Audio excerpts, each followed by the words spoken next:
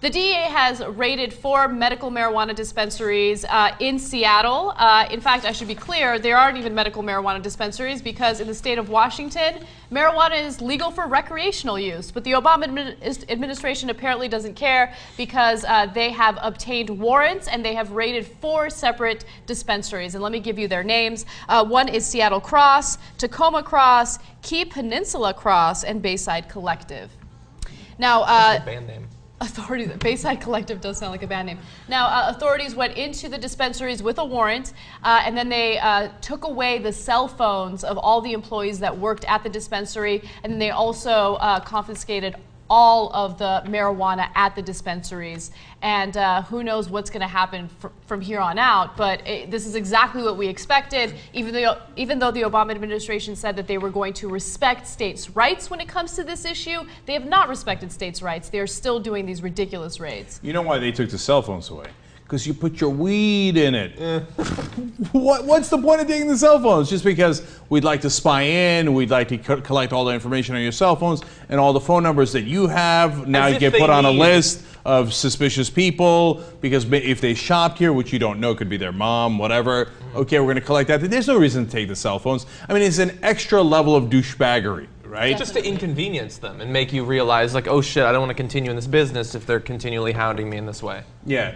No, so how many times do we have to go through this before it gets through people's heads that President Obama doesn't tell the truth? Like he said during the campaigns, that is not a good use of Justice Department resources to go chase after. Now, at the time it was medical dispensaries. Now it's perfectly legal in Washington and Colorado, and he's raiding Washington anyway. So where are these fiscal conservatives, right? Because if you are a fiscal conservative, you would be outraged that the Obama administration is using money, taxpayer money, to do these raids on marijuana dispensaries. I mean, when you really look at the entire issue and you look at how destructive alcohol can be and how you can die from alcohol, and then you have something like marijuana, I mean, if you're in favor of personal liberty, if you're in favor of fiscal conservatism, this is the exact issue that you should be against. And I don't see any Republicans railing against this. You know, this has barely even really made any news.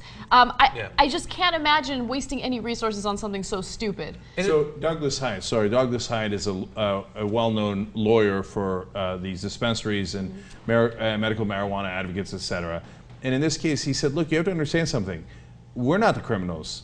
They're the criminals. What we're doing is perfectly legal. Them coming in here and taking our legal product and confiscating it and confiscating everything else along with it is criminal in nature. Yeah. So, you know, it's an excellent case to be made. We know there's different federal law and there's different state law. And it's a tough issue, to be fair. But here's a president who promised, I'm not going to interfere with those states' rights, and normally would love to agree with the conservative position. Conservative position is supposed to be states' rights, right? But of course on this, conservatives flip and go, oh no, it's evil pot! Who gives a damn about states' rights right away? And of course, what does President Obama do? Says, right away, sir, yes sir, absolutely sir.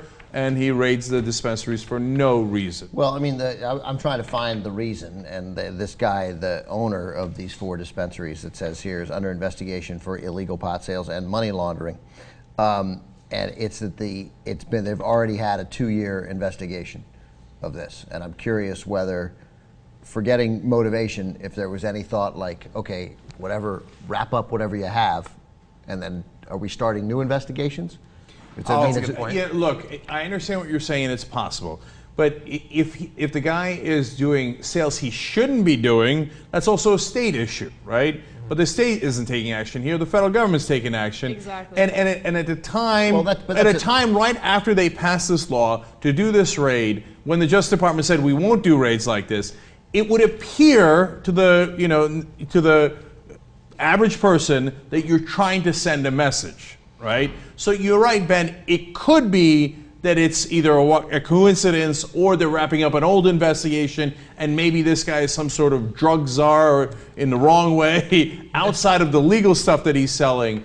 But it's a nice coincidence, basically saying we don't give a damn. It appears to be saying we don't give a damn about your state law. Yeah, and it's another form of intimidation. It does tell other dispensaries, hey, this could happen to you. We're going to come in there. Why are they taking the cell phones? We're going to come in there. We're going to take the cell phones. We're going to take the pot. You're probably going to face prosecution for it. It's a form of intimidation, and I'm hoping that nobody actually gets intimidated by it and they continue doing what they're doing. If the people of Washington have voted and they are in favor of legalizing marijuana for recreational use, the federal government shouldn't get involved in that. Well, that part I don't agree with at all.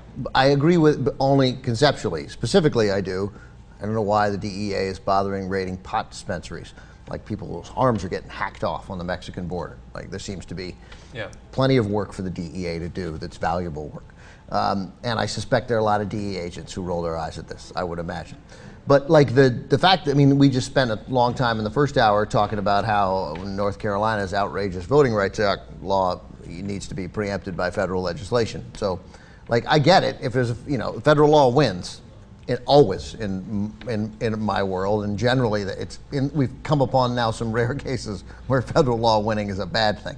But legally, that's a totally interesting dispute. I mean, it is against the law in the United States of America to possess marijuana or to sell it. And now we got these states passing it, and more. I mean, what are we going to do? Are DEA agents going to fan out now around the country when it gets to 26, 28, 35 states legalize it? They're going to be raid. That's all they're going to do is raid marijuana dispensaries. No, so the interesting thing is, what's the decision of the Justice Department? Yeah. How do they handle this? Well, it strikes me as odd because, so we've had this conversation a couple times in the past. Now, granted, this is before Colorado and Washington made it legal for recreational use, but the argument always comes down to what you were saying earlier, that the conservatives are really against it, and so it appears that Obama is just bowing to the pressure from them, which is certainly possible. But it seems even for Obama to be lacking in some political savvy, because I can't imagine, and I'm sure you can't imagine, that he's getting a lot of votes based off of this. Like, is there one conservative who's like, you know what, I'm going to vote for Obama because of this? But he's almost certainly losing liberal support. He's disenfranchised. He's ruining the motivation to go to vote for a lot of liberals. So it's possible that it's not actually the bowing to the conservative pressure. Maybe he doesn't really care either way, and you have a couple of people in the DEA who are leading these things who are totally against pot. But it just seems weird because we know that the laws are changing and public opinion is changing. It's not like in 20 years it's going to reverse and people who are smoking pot now are going to think it's a demon drug or something. John, it always goes back to the same thing, and it goes back to where the money is. There's so many people that make money off keeping it illegal. Obama smoked pot when he was in college. He was very, very honest about that. He's not doing this for political reasons. He's doing it because the people that are making money off this war on drugs want to keep marijuana illegal. Okay, we have private contractors that get paid so much money to go to other countries and continue fighting the war on drugs. With the DEA makes a ton of money continuing the war on drugs, and of course marijuana is part of that. You have correctional officers that make money off the war on drugs. I mean, the list goes on and on. They want to keep it illegal, and these are the people that lobby to keep it that way. Well, last thing here. Look, let me tell you the dynamic of how this works. People go into the Oval Office and they say, Mr. President, we have to do this, right? So the generals are the experts in a war, and they say, we have to increase the troops in Afghanistan. And in fact, we need at least 40,000. And he says, give me several options. And in one particular case, one of the options he wanted was 0 troops, withdrawal. And they flat out refused to give him that option. They said, no, we're going to give you 40, 30, and 20, something along those lines. All right, now, in the national security realm, they come in and say, Mr. President, we have to do, their Taliban activity in northern Pakistan is increasing, and we can show you, and they'll put up a fancy map. And look at the activity here, and there's gun smuggling here, and et cetera. We need to do signature strikes, right? And in the case of drugs, the DEA comes in.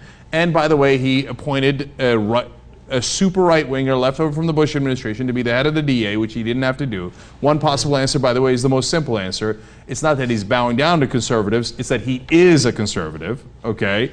So now, but more likely, the dynamic unfolds like this. They come in and say, Mr. President, we have to do federal laws, we must enforce federal law, and we need to do these dispensary raids. This guy in Seattle area is very dangerous, yada, yada, yada. Now, a strong guy has to say, no, I'm not doing a signature strike. Yes, we're going to do drone strikes. You got a top al-Qaeda leader. You give me his name. We look at it.